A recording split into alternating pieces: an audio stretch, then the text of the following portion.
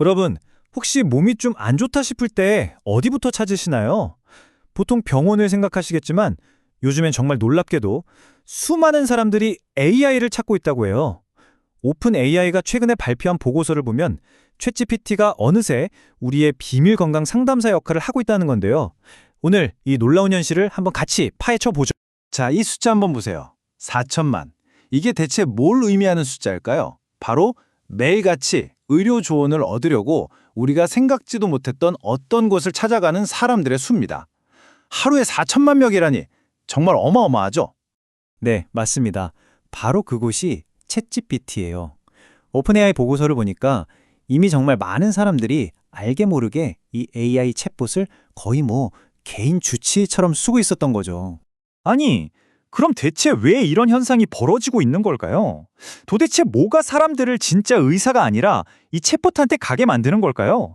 그 이유를 한번 자세히 들여다보겠습니다. 자료를 보니까 사람들이 AI를 찾는 가장 큰 이유는 바로 증상 확인이었어요. 무려 55%나 되네요.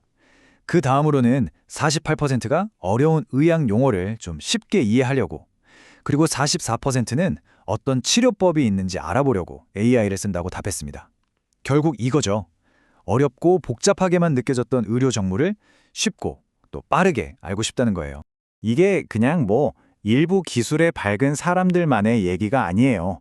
진짜 놀라운 건 미국 성인 5명 중 3명이 최근 석 달 안에 의료 목적으로 AI를 써봤다는 겁니다. 이 기술이 얼마나 빨리 그리고 얼마나 깊숙이 우리 일상에 들어왔는지 보여주는 대목이죠. 그렇다면 이걸 만든 오픈 AI는 이 상황을 어떻게 보고 있을까요? 흥미롭게도 그들은 이걸 위협이라고 보지 않아요. 오히려 아주 긍정적인 해결책이 될 수 있다고 생각합니다. 오픈 AI의 공식 입장이 바로 이겁니다. 챗GPT는 중요한 동맹이 되었다. 복잡하게 짝이 없는 의료 시스템 속에서 길을 잃은 환자나 의료진 모두에게 아주 든든한 아군이 되어준다는 거죠. 이게 바로 그들이 내세우는 AI의 순기능입니다. 좀 더 구체적으로 보자면 이런 거예요. 환자들은 AI 덕분에 자기 상태를 더 똑부러지게 설명할 수 있게 되고요. 진짜 미로 같은 의료 시스템을 헤쳐나갈 힘도 얻게 된대요. 심지어는 과도한 업무에 지친 의사들의 번아웃을 줄여주고 또 병원이 부족한 지역의 의료 공백을 메워주는 역할까지 할 수 있다고 주장하고 있습니다. 자, 이 숫자도 한번 보세요. 58만. 이게 뭐냐면 미국에서 병원이 거의 없는 시골 지역, 그러니까 병원 사막이라고 불리는 곳에서요. 매주 챗 GPT에 쏟아지는 의료 관련 질문의 수입니다. AI가 실제로 의료 공백을 채우고 있다는 아주 강력한 증거라고 볼 수 있겠죠. 하지만 이렇게 장밋빛 전망만 있는 건 아닙니다. 그 이면에는 아주 어두운 그림자가 있어요. 지금부터는 아무런 규제도 없이 퍼져나가는 이 트렌드가 얼마나 심각한 위험을 안고 있는지 이야기해 보겠습니다. 가장 큰 문제는 바로 이겁니다. 이 엄청난 변화가 아무런 법이나 제도적인 장치 없이 말 그대로 규제 공백 상태에서 벌어지고 있다는 거죠. 어떻게 보면 우리는 지금 아무런 안전망도 없이 거대한 사회적 실험을 하고 있는 셈이에요. 이게 그냥 그럴 수도 있겠다 하는 막연한 걱정 수준이 아닙니다. 실제로 AI의 잘못된 조언 때문에 극단적인 선택을 했다고 주장하는 소송이 제기되기도 했고요. 환자의 망상을 오히려 더 악화시켰다는 보고도 있어요. 심지어 일부 전문가들은 이 현상에 AI 정신증이라는 정말 무서운 이름까지 붙였습니다. 지금 규제 상황은 그야말로 뒤죽박죽, 혼돈 그 자체입니다. 캘리포니아 같은 주에서는 어떻게든 AI 사용을 제한하려고 하는데 연방정부는 오히려 그런 노력을 무력화시키려고 하니 서로 완전히 엇박자를 내고 있는 거죠. 자, 그럼 이 혼란 속에서 진짜 의료 현장에 있는 전문가들은 어떻게 하고 있을까요?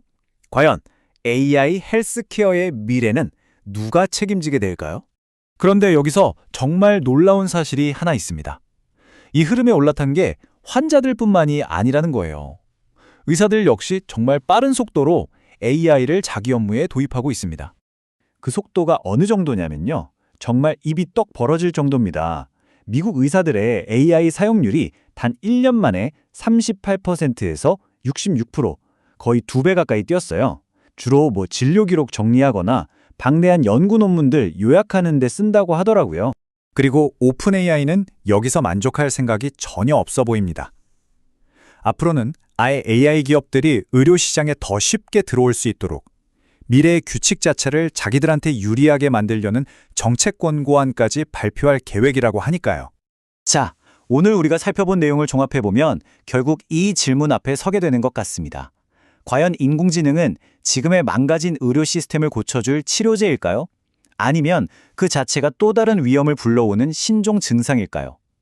이 질문에 대한 답은 앞으로 우리가 함께 찾아가야 할 것 같습니다.